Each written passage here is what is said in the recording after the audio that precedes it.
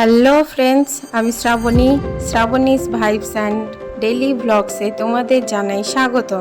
কেমন আছো তোমরা সবাই? আশা করছি সবাই খুব ভালো আছো, আর আমিও খুব ভালো আছি। আজকে ছিল রথযাত্রা, তো সকালবেলা স্নান করে আগে চলে গেছিলাম ঠাকুর ঘরে মেয়ের রথটাকে পুজো করার জন্য।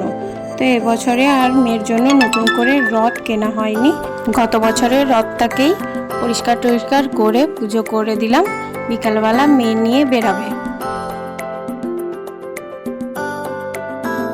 এবারে অবশ্য মেয়ে বায়না করছিল যে নতুন রথ কিনে দেওয়ার জন্য, কিন্তু আর বাইরে বেরানো হয়নি। তো আমাদের এখানে শনিবারে বন্ধ থাকে, তাই জন্য আর মার্কেটে যাওয়া হয়নি। আর রথটা যেহেতু ছিল রবিবার, তাই আর কেনা হয়নি।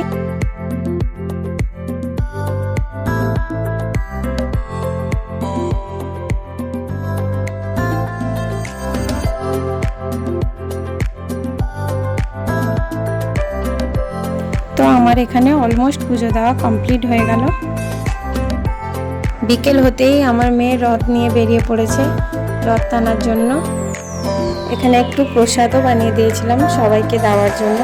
রথ শুধু খালি হাতে টানবে, রাস্তায় যে কেউ নমস্কার করতে এলে তাদের হাতে একটু যেন প্রসাদ দেওয়া হয়।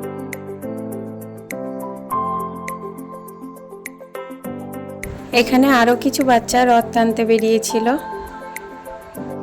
আমিও একটু মেয়ের পেছন বেরিয়ে পড়লাম। তো মন্দিরের সামনে এসে যখন দেখি মন্দিরে সন্ধে দেওয়া হচ্ছে।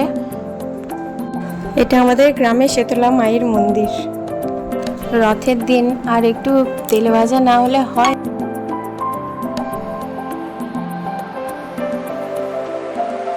তেলে ভাজা খেয়ে সোজা চলে এলাম গুনগুনের বার্থডেতে।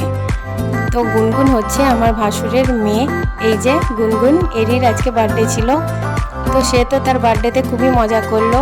কেক কেটে নিজেই হাততালি দিয়ে সবাইকে কেক খাওয়ালো, একজনও কাউকে বাদ দেয়নি কেক খাওয়ানোর জন্য।